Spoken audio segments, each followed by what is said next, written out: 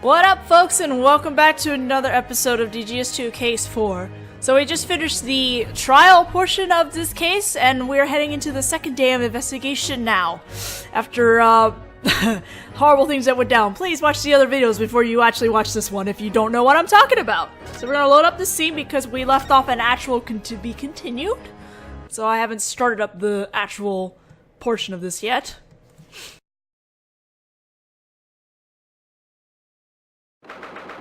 It's November 2nd, 3:38 p.m., Holmes's room. I never imagined that something like that might happen. When I asked the bailiffs after the trial, they said that Daemwatchon-sama was taken to the hospital after that. Oh no, this spooky music again! I see.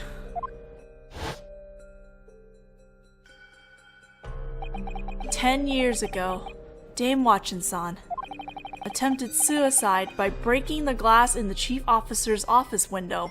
The chief officer's office. And ever since then, those memories have been sealed away in the darkest depths of his heart.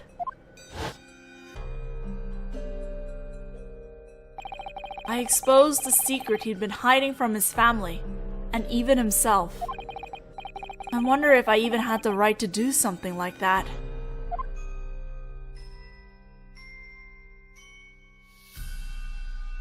Ooh, this music. Naruhodō-kun!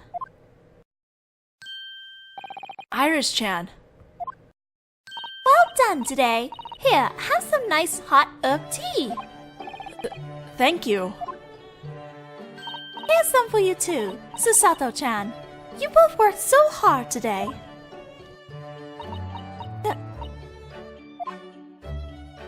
Thank you very much, Iris-sama. Come to think of it, Iris-chan, where's Holmes-san? I didn't see him when I returned to the lobby after the trial ended. I'm not sure. He just told me I'm going out and hurried away excitedly. Perhaps he's looking into Gregson-sama's murder? Holmesy always says, maybe there are some mysteries in this world that are better left unsolved. That's because in order to solve a mystery, something else must be broken. Broken? If you hurt others, it also hurts you. He knows that even better than he wants to, and yet, in spite of that, he always ends up chasing down mysteries again without learning his lesson. He does, doesn't he? But you know, that's why I love Holmesy. That must be his determination as a great detective. Alright, now then. Once you're done with your tea, I think I can help you out. Huh? Help us how? I finally finished my manuscript. It was a close shave with this month's deadline. I'm looking forward to this month's issue of The Adventures of Sherlock Holmes. I always make sure to hide Holmesy's violin when my deadlines get close. You do you? Poor Holmes-san. Regardless, having Iris-sama on our side makes me feel very confident. Alright, before we head out, let's form our plan of attack, okay folks? Alright, let's have a talk with Iris then. Today's trial. So, what happened in today's trial? We still don't know the truth, but I'm even more confident now than I was before. That Lord Van Zieks definitely isn't the killer. I'm so glad to hear that. Yes, and I believe we managed to uncover several new facts. Oh, yes, I suppose so. And there's one other thing. Asogi Kazuma. Yes, it was obvious during today's trial that he wasn't himself. It's almost as if he was possessed by some fearsome spirit. Yeah, at the end of today's trial, he tried to forcibly break open the seal on Daemwatchon-san's memories. The seal causing that abnormal lapse of memory.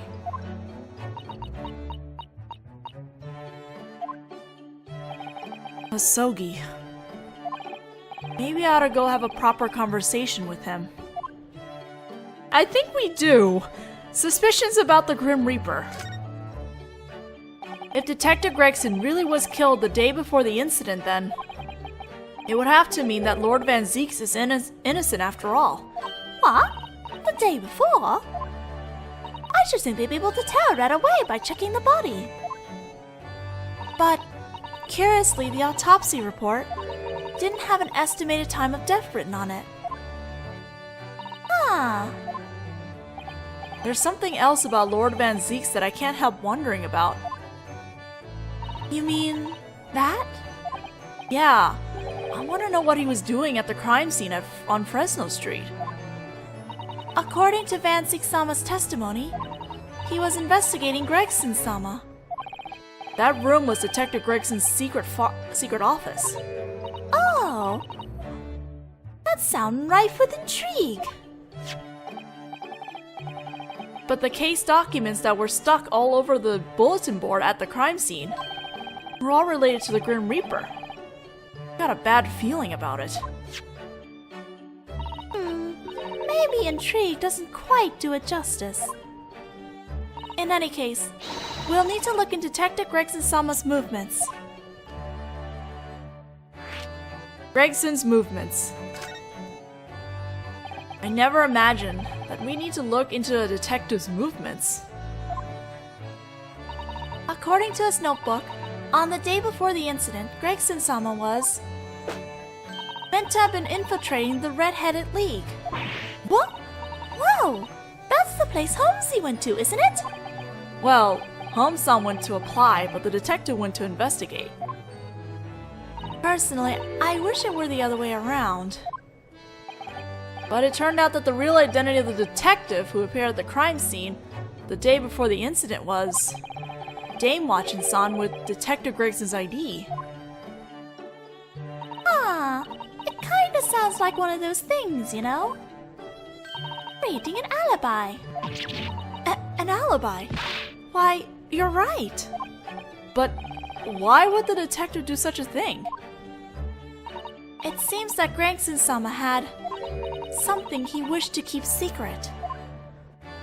Oh, and here I was thinking he was just a normal fish and chips lover. Oh, seems like he was hiding something unexpected behind those fish and chips of his, huh? Fish and chips are suspicious, kids! Perhaps it would be better if we didn't make everything about his fish and chips. Anyway, Lord Van Zieks was investigating Detective Gregson. It sounds like we'll need to speak with Van Zieks-sama again. Suspicions about Mr. Daemwatchon. Daemwatchon? Isn't that the name of the lady who came to see Holmesy yesterday? Yes, she requested his assistance in finding her missing husband, but he ended up shoving all the work for that request off onto us. Come to think of it, apparently Daemwatchon's son was taken to the hospital. But which hospital was it? It was St. Andrew's Hospital. We've been hearing a lot about that hospital recently, haven't we? That's amazing! You guys actually found that missing person! Well, I guess that was the result, I guess. Apparently, as the head jailer, Daemwatchon-sama was in charge of supervising the professor's cell 10 years ago. What? But the responsibility for the escape was put on him, and he was fired. Oh, I'm knocking the thing. Oh, that's why adults are so scary. And 10 years later, Daemwatchon-san is doing his secret job while also being a peddler. And that secret job was to pretend to be Detective Gregson and act in his stead. Act in his stead? But why would Gregson do something like that? I can't even imagine. Suddenly all adults look suspicious to me. Including you, Naruhodō-kun. Couldn't you leave me out of this time? Couldn't you leave me out this time? The professor and Detective Gregson-sama. I think We'll need to speak with Daemwatchon-sama as well. St. Andrew's Hospital, huh? Is he awake?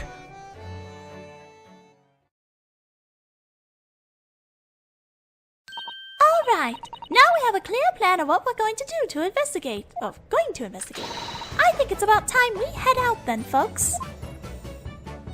Oh, you're certainly eager, aren't you, Iris-sama? My Iris Blaster works great against people who try to hide things. You mean that water gun? It's filled with my boiling hot deluxe herb tea. That sounds like it could do a fair amount of damage. She's one scary girl. Tell me about it. Home-san is being strangely being quiet, and it's kind of worrying me. Just trying to fix the script. All right then, let's head out on our investigation. Okay. All right, our first stop. Looks like we're heading to the detention center first, so let's do that.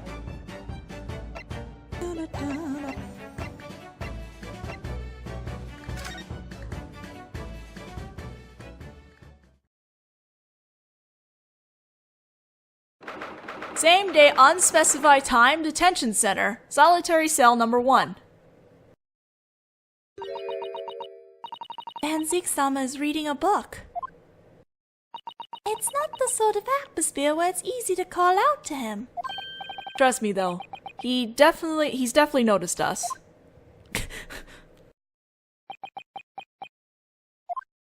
If we keep staring at him, he'll surely come over. What are you doing here, Japanese boy? Is that how you talk to a defense attorney who just fought his hardest for you? I suppose you're right. Huh? I apologize. What is it that you wanted to say to me, Mr. Naruhodō? That's still weird. You're being unusually agreeable, Van Zieks-sama. It feels like London's fog might actually clear up tomorrow for the first time in 2 weeks. This feels so surreal. Same. I didn't expect this level of skill. Huh? Well, thank you. Not you. That prosecutor. The Japanese one. Just say his name! Oh, him. It's ironic to think that I, who hate the Japanese, would find myself judged by 2 of them. Is this my punishment for playing the part of the Grim Reaper? Playing the part, huh? Alright. Let's present the red-headed lead thing. I wouldn't go. That's not why I showed it to you. However, let's say that it was the black-haired league. Would you gladly go running to join? I guess I'd go running as fast as I could, just to see. But my hair can't be called black. What colored league could I join?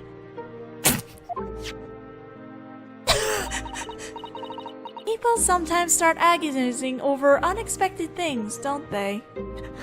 Poor Unprovoked. I guess that's gonna be stuck on his mind for a while! Okay. The Grim Reaper's true identity. Ever since the Grim Reaper's name has become known, the number of major crimes has decreased. That's why you accepted that name. That's what you said before, right? If there was any benefit in me keeping quiet and accepting the name of the Grim Reaper, then as someone who fights crime, nothing more needs to be said. You were attacked the other day by subordinates of criminals who lost their lives at the hands of the Grim Reaper, weren't you? And that's happened to you several times before, right? Someone is just taking advantage of your silence. Ever since they've shown up in the Supreme Court, I've been trying to hunt them down myself. This organization known as the Grim Reaper. An organization? The crimes they've committed so far would be impossible to commit alone. The Grim Reaper possesses accurate information about the defendants and their cases, which means that someone associated with the Yard is involved in some capacity. Someone from the Yard. Wait, you don't mean... It took a long time, but I was finally able to learn the identity of the person at the heart of the Grim Reaper organization. Wait, are you serious? It was Tobias Gregson. Oh, he's serious! What? Detective Gregson? The Grim Reaper? Gregson's secret. So then, the reason you were investigating Detective Gregson was to expose him as the true Grim Reaper?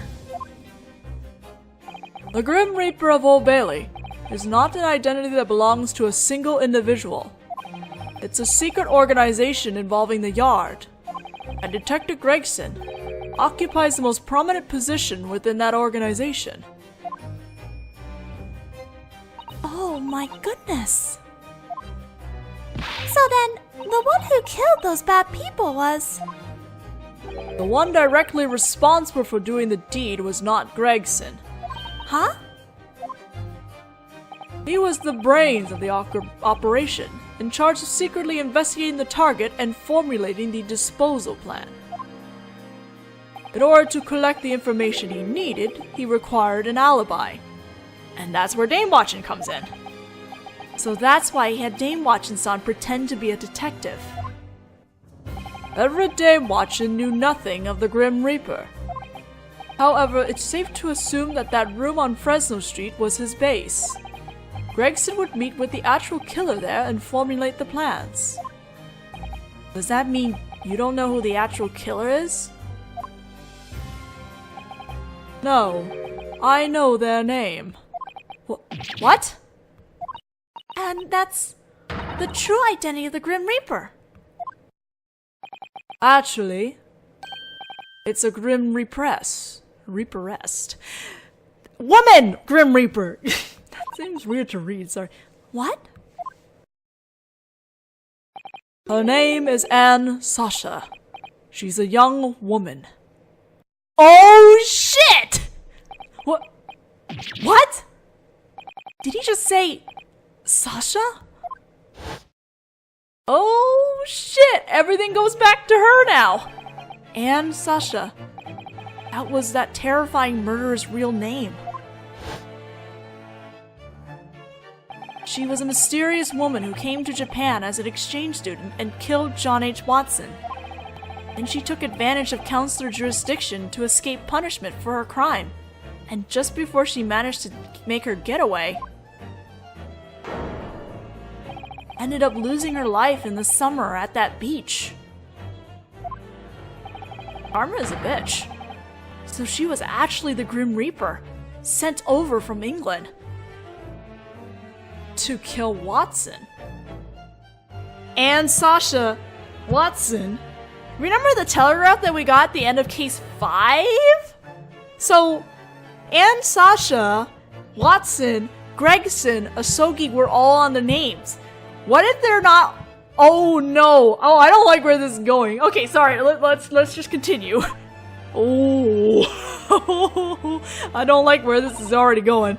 Naruhodō-sama, I'm not sure whether this is the place to be discussing her. Yeah, I know. We can't talk about it here. After all, the one she killed was Professor John H. Watson. And he might have been Iris Chan's father. And Sasha, I better tell my father about this. Yeah, you're probably right. Prosecutor Asogi. Asogi Kazuma, huh?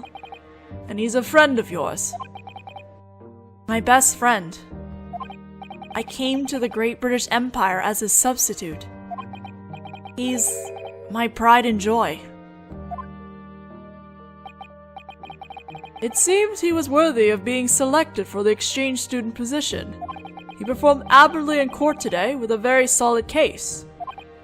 That solid work ethic of his reminds me of his father. Asogi Genshin. The professor, huh? At the time, in the Great British Empire, there was indeed a very serious issue with a portion of the aristocracy. There were those who exercised their power to make playthings of the government, economy, military, and even the citizens themselves. I suppose one could say that Asogi launched an attack on the darkness that the Great British Empire couldn't touch by itself. I suppose that's one way to look at it. But in spite of that, there's still something that baffles me even to this day. Clint Van Zieks, Crimmett Van Zieks, was every inch the virtuous knight. So why?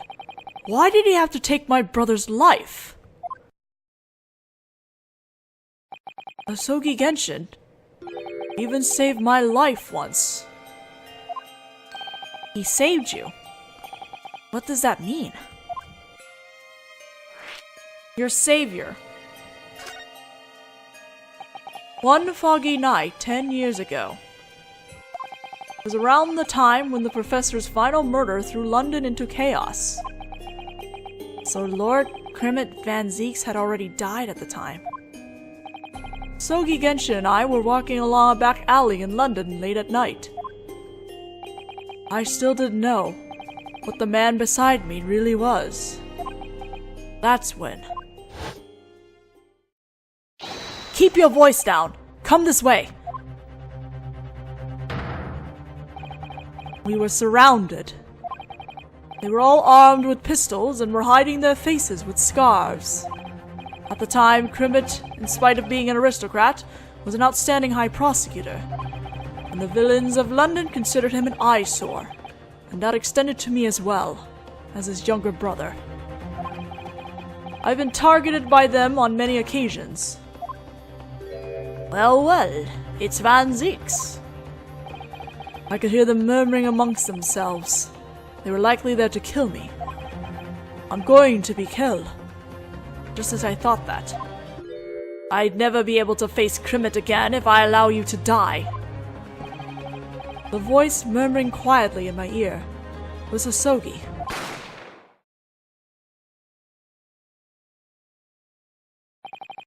I don't remember clearly what happened after that. The next thing I knew, everything had gone quiet. Genshin was lying on the brick road. His left hand was bleeding. He'd protected me.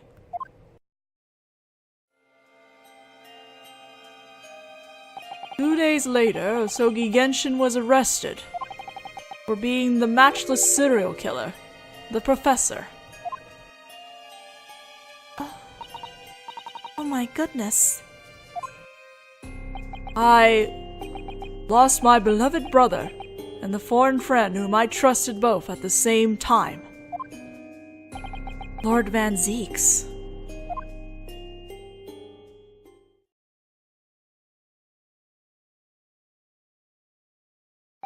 And that's my story. I never imagined that I'd have to tell it to anyone. Thank you very much for telling me. The Professor, the Grim Reaper, and Detective Gregson. They all seem to be closely linked, don't they? I never would have dreamed that Detective Gregson would end up being the Grim Reaper.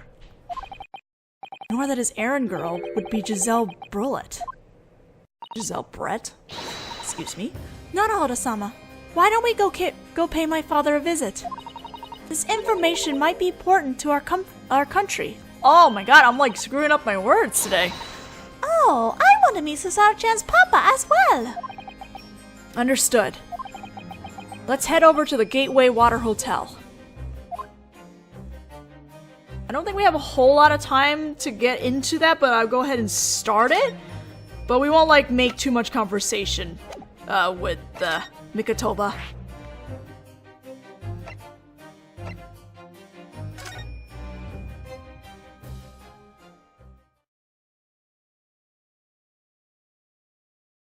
Same day, unspecified time, the Gatewater Hotel lobby.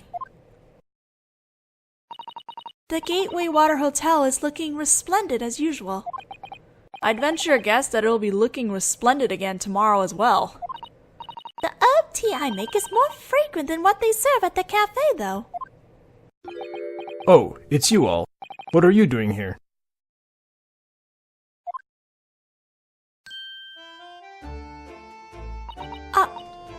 Father! Oh, so you must be Susato-chan's papa!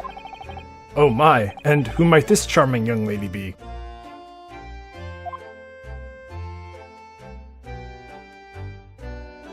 Oh ho, so you're the author of The Adventures of Sherlock Holmes. Yes, my name is Iris Watson. Susato-chan is always so nice to me. Miss Watson, is it? I'm a big fan of your work. Iris-sama lives with Holmes-sama. Is that so? No wonder you look so clever. Oh. Oh my god, that's cute. If he knew just how clever she was, he might not smile quite so brightly. Oh, right. I saw your trial today, Naruhodō-kun. I was able to demand entrance to the gallery as a guest invited to the symposium. It was quite remarkable. I was truly impressed from the bottom of my heart. Really? Thank you very much. I bet it'll end up that he's talking about Asogi too. Oh! No. The one I was so impressed with was you, Attorney Naruhodō. What? In spite of the fact that your opponent was Asogi-kun, you didn't falter and faced him head-on. I'm stunned that you managed to become such an outstanding defense attorney in just 1 year. Thank you very much. I can't help being happy to hear him say that. Oh, Naruhodō, you deserve it. Come on. You did a good. As I watched today's trial, my hopes became certainties. I mentioned this yesterday as well, but I have a request I'd like to make of you. Oh, come to think of it, you did mention that yesterday, didn't you? In any case, we also have something we'd like to report. Alright, in that case, why don't we have a chat over some tea? Come to think of it, I don't see Judge Jigoku anywhere around here. Oh, and if someone walks in as soon as I finish up the video, but that's okay, that was the last line. Anyway, we're done here.